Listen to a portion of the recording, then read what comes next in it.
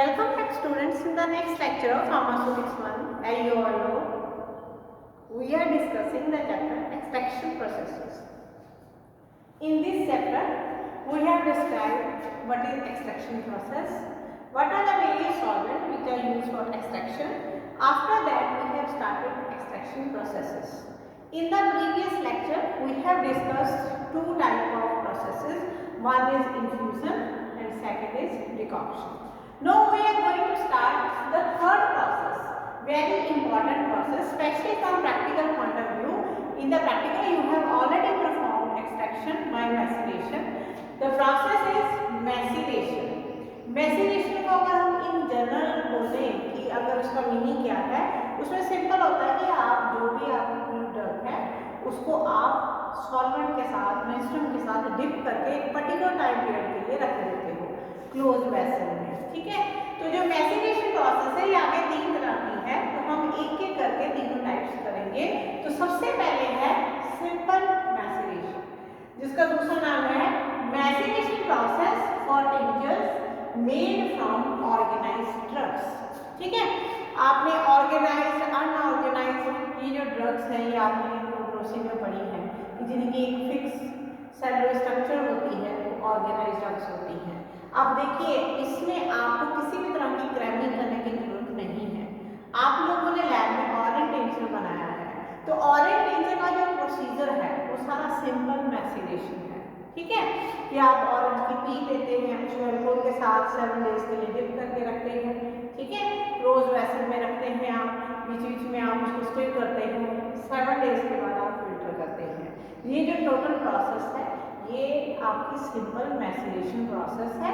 और orange T जो आपकी थी वो एक ऑर्गेनाइज्ड ड्रग थी। अब इसी को अगर आपने जनरलाइज फॉर्म में लिखना है तो आप कैसे लिखेंगे कि जैसे हमने लिक्विड ड्रग, हमारी ऑर्गेनाइज्ड ड्रग है, उस ड्रग को आपने होल ऑफ द मेंस्ट्रुम, सारे का सारा मेंस्ट्रुम जितना भी आपके फॉर्मूले में है उसके साथ आपने उसको एक क्लोज्ड वेसल के अंदर रख दिया। ठीक है, क्लोज वेसल के साथ आपने डिप करके अपनी जो ऑर्गेनाइज्ड ड्रग है उसको आपने रख दिया। ठीक है, क्लोज वेसल के अंदर drug plus whole of the menstruum, सारे का सारा मेंस्ट्रुम एक साथ आपने डाल देना है। वेसल को अच्छे से आपने क्लोज कर लेना है। क्यों क्लोज कर लेना है? क्योंकि आप मोस्टली जो सॉल्वेंट यूज करें वो वोलेटाइल नेचर का है। आप यूज करें मोस्टली अल्कोहल, तो अल्कोहल आपको पता है कि रूम टेम्परेचर में भी इवेपोरेट कर जाता है, तो इसलिए आपने क्लोज वेसल लेनी है। ठीक है, 7 डेज के लिए आपने उसको एक जगह रख देना है और during this period of 7 days, इन 7 दिनों में आपने इसको ओकेजनली आपके शेक करना है। ठीक है, शेक करते रहना है।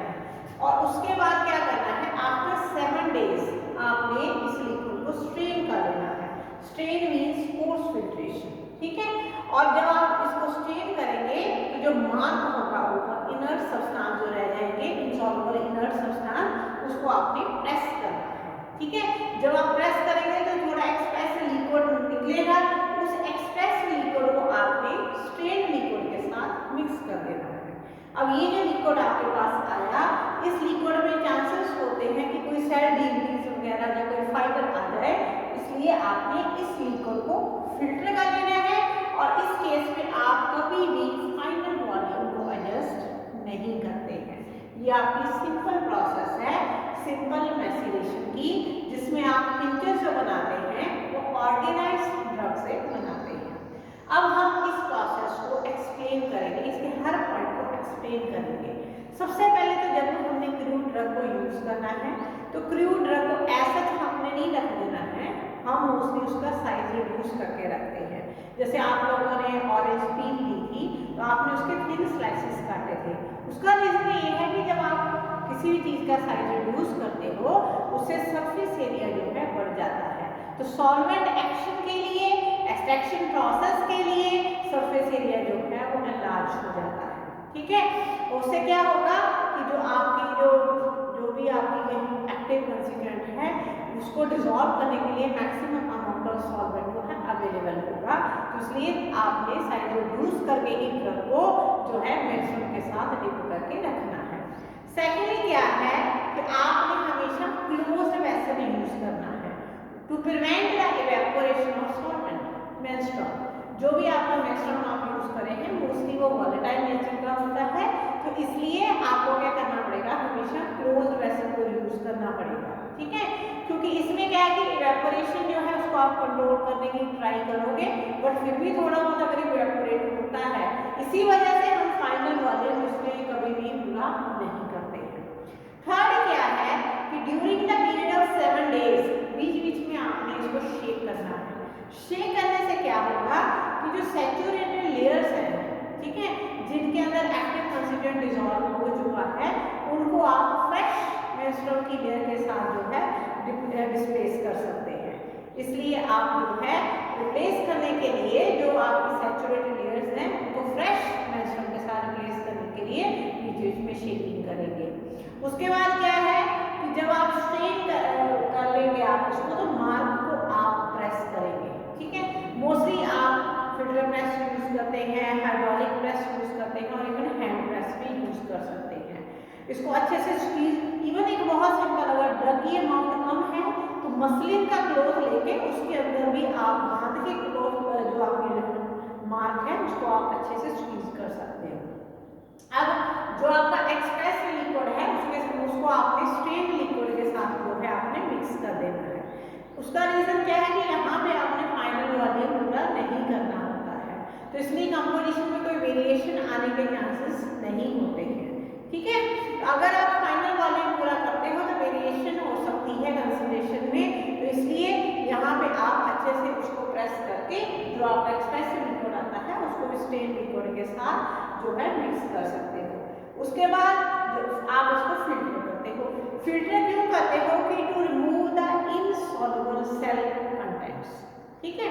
तो इसलिए जैसे आप प्रेसिंग करते हो तो हो सकता है कि कोई सेल डिब्रीज या फाइबर्स लिक्विड के अंदर आ जाए, उनको रिमूव करने के लिए आप जो है फिल्टर करते हो। तो ये है आपकी प्रोसेस सिंपल मैसेरेशन, जहां आप कह सकते हैं maceration process for tinctures made from organised drugs. अब इस प्रोसेस से कौन कौन सी प्रोडक्ट्स बनती हैं, कॉमन एग्जांपल्स हैं orange tincture, lemon tincture, squill tincture, ठीक है। ऑरेंज टिंचर आप लोग लैब में बना चुके हो, इसलिए आपने वो सारा प्रोसीजर इसके अंदर लिख देना है, वही एक्सप्लेनेशन भी इसके अंदर आएगी। अब आपकी सेकंड आ रही है मैसेरेशन विद एडजस्टमेंट, जहाँ दूसरा नाम है maceration process for unorganised drugs. अब यहाँ पे जो आपकी है maceration process for unorganised drug में ड्रग्स कौन सी हैं जिनकी कोई फिक्स सेलुलर स्ट्रक्चर नहीं होती है, ठीक है। अब इस प्रोसेस में क्या करेंगे, आप अनऑर्गेनाइज्ड ड्रग लेंगे सारी की सारी, बट यहाँ पे मेंस्ट्रुम आपने एक साथ सारा नहीं लेना है, आपने लेना है 4/5 ऑफ मेंस्ट्रुम, ठीक है। और फिर उसको एक क्लोज वेसल में आपने रख देना है, और क्लोज वेसल रखनी है रीजन वही है कि आपका मेंस्ट्रुम जो है वॉलेटाइल नेचर का होता है, तो वो इवेपोरेट हो सकता है। और इसका जो टाइम पीरियड है वो वेरिएबल है 2 to 7 डेज, ठीक है। 2 से 7 दिन के लिए आप रखेंगे, और बीच में इसमें भी आपने शेकिंग करनी है, ओकेजनली आपने इसको भी हिलाते रहना है। और जो भी स्टेटेड टाइम पीरियड होगा उसके बाद आपने जो लिक्विड है उसको आपने फिल्टर कर लेना है। फिल्टर करने के बाद आपने यहाँ पे फाइनल वॉल्यूम पूरा करना है। कैसे, जो रिमेनिंग 1/5 ऑफ द मेंस्ट्रुम होगा उसको आपने पास कर देना है इसमें से, जो मार्क होगा, और बाद में आपका फाइनल वॉल्यूम जो है एडजस्ट हो जाएगा, ठीक है। तो ये जो प्रोसेस है इसकी एक्सप्लेनेशन क्या है, सबसे पहले है आपने लेनी है अनऑर्गेनाइज्ड ड्रग। तो मोस्टली जो अनऑर्गेनाइज्ड ड्रग्स होती हैं वो आपके नॉर्मल केमिकल्स की तरह बिहेव करती हैं, उनकी जो सॉल्युबिलिटी है वो जो है वो नॉर्मल केमिकल्स की तरह ही होती है। तो इसलिए हमारा जो टाइम पीरियड है यहाँ पे स्टेटेड 2 to 7 डेज है, मतलब 7 डेज से रिड्यूस हो जाता है, क्योंकि उनकी सॉल्युबिलिटी है, उनमें से जो एक्टिव कंस्टिट्यूएंट है वो इजीली सॉल्वेंट के अंदर डिसॉल्व हो जाता है, ठीक है।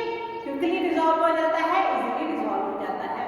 सेकंड क्या है, शुरू में सारे का सारा मेंस्ट्रुम नहीं लेना है, आपने लेना है 4/5 ऑफ मेंस्ट्रुम। क्यों, क्योंकि जब ड्रग का एक्टिव कंस्टिट्यूएंट मेंस्ट्रुम के अंदर डिसॉल्व होगा तो वो भी कुछ स्पेस ऑक्यूपाई करेगा, और लास्ट में तो आपने फाइनल वॉल्यूम इसमें पूरा कर ही लेना है। और उसके बाद इसमें जो है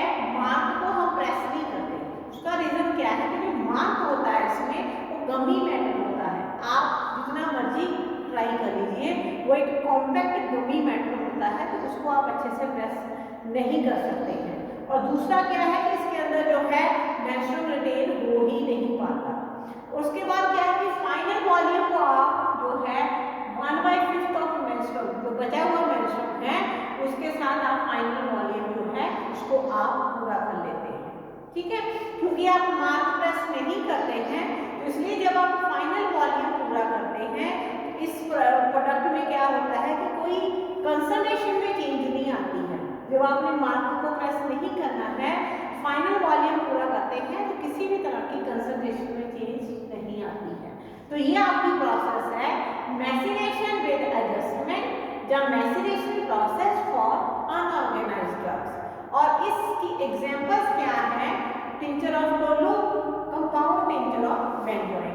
ये जो प्रोडक्ट्स है ये इस मेथड से बनती है। अब स्टूडेंट पेपर में जरूरी नहीं है कि क्वेश्चन आपको इसी फॉर्म में आए डायरेक्ट आए।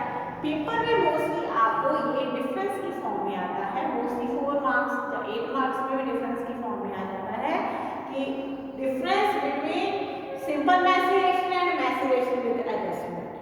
जहां आ सकता है difference between maceration process for tincture from organised drug and maceration process for unorganised drugs. ठीक है, आपने इनके डिफरेंस कैसे लिखे हैं? जो मैंने प्रोसेस यहाँ पे लिखी है इसी प्रोसेस को देख के आप खुद डिफरेंस ड्राइव कर सकते हो। तो सबसे पहला डिफरेंस क्या होगा कि यहाँ पे ड्रग और होल ऑफ द मेंस्ट्रुअल, सारे का सारा मेंस्ट्रुअल सिंपल मैसिनेशन में आप यूज करते हैं। ठीक है, उसको आप मैसिनेशन प्रोसेस में क्लोज वेसल में drug plus whole of the menstrual. इधर क्या होगा? Unorganised drug plus 4/5 of menstrual. ठीक है, सारा मेंस्ट्रुअल आपने नहीं लेना है, आपने 4/5 ऑफ मेंस्ट्रुअल जो है उसको क्लोज वेसल में लेना है। सेकंड डिफरेंस क्या होगा कि यहाँ पे द पीरियड ऑफ मैसिनेशन क्या है? 7 डेज। इधर पीरियड ऑफ मैसिनेशन क्या है? 2 to 7 डेज। ठीक है, वहां पे रिड्यूस हो चुका है। उसके बाद क्या है कि यहाँ पे क्या है? Liquid is strain and mark is pressed. ठीक है, वहां पे क्या है? Liquid is filtered but mark is not pressed. वहां पे हम मार्क को प्रेस नहीं कर रहे हैं। इधर नेक्स्ट क्या है कि express liquid is mixed with the strain liquid. ठीक है, और clarify the undissolved the insoluble matter by filtration और final volume is not adjusted. ठीक है, ये आपका 4th 5th पॉइंट बन गया कि इसमें फाइनल वॉल्यूम एडजस्ट नहीं होता। एक्सप्रेस लिक्विड जो है वो स्ट्रेन लिक्विड के साथ जो है आप मिक्स करते हैं और इसको आप फिल्टर करते हैं to remove the cell debris और फाइबर्स। और इधर क्या है? Filtered liquid is filtered. ठीक है, मार्क इज नॉट प्रेस्ड। यहाँ पे मार्क को हम प्रेस नहीं करते हैं, फिल्टर करते हैं लिक्विड को, इधर स्ट्रेन करते हैं और लिक्विड को फिल्टर करते हैं।